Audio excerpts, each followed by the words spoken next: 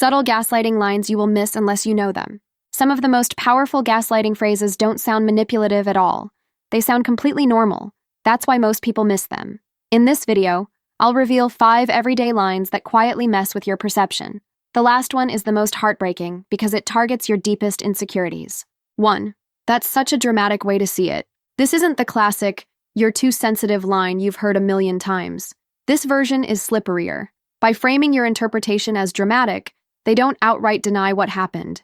They just subtly undermine how you processed it. Imagine you call out a friend for canceling plans repeatedly. Instead of apologizing, they smirk and say, "Wow, that's such a dramatic way to see it." Suddenly, you're second-guessing yourself. Are you overreacting?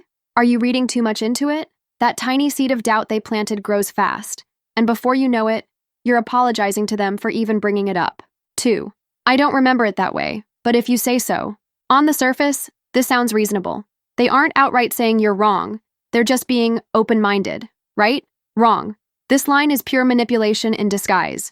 The "but if you say so" is a soft jab, laced with just enough condescension to make you question your own memory. It's especially tricky because it gives them a shield of plausible deniability. Later, if you call them out for gaslighting, they can act shocked and claim they were just being polite. Over time, this subtle erosion of your confidence in your own recollection leaves you relying on their version of events instead of your own. 3. You're reading between lines that aren't there. This one is sneaky because it makes you feel foolish for being perceptive. Gaslighters love this tactic when they've been caught being shady, but don't want to outright lie. Let's say you notice your partner hiding their phone whenever you walk into the room. When you bring it up, they sigh and say, "You're reading between lines that aren't there." Boom. Now you're the problem. The unspoken message? You're paranoid, and they're the rational one. What's wild is that this phrase also subtly tells you not to trust your instincts, the very instincts that might be protecting you from deeper betrayal. 4. I guess I just can't do anything right around you. This one is a masterclass in emotional judo. Instead of addressing your valid concern, they flip the script to make themselves the victim. It's especially insidious because it doesn't sound like a denial. It sounds like self-pity. Imagine you calmly explain that you felt hurt by something they said. Instead of engaging with that, they slump their shoulders and say, "I guess I just can't do anything right around you." Now you're scrambling to reassure them, comforting them, while your original issue gets completely buried.